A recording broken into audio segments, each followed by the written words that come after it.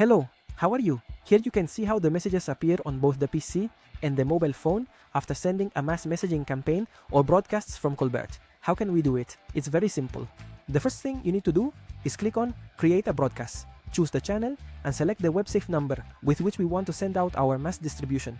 Then we need to upload the necessary data so that our messages can be delivered.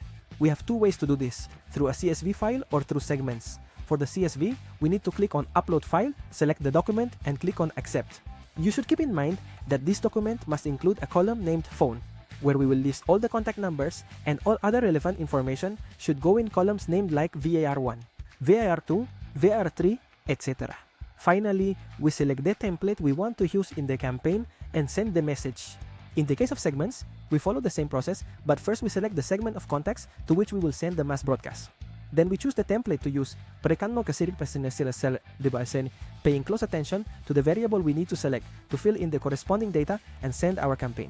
To create a mass mailing segment, we need to click on Create Segments in the Contacts module, filter by selecting different options until we reach the contact list we want to use, click on Save, and name the segment we will use for our mass mailing campaign.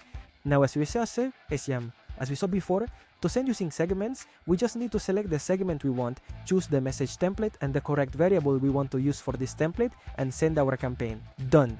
Your campaign was sent. In a few hours, you'll be able to see the results of how many people received the messages, how many did not, and how many engaged with them.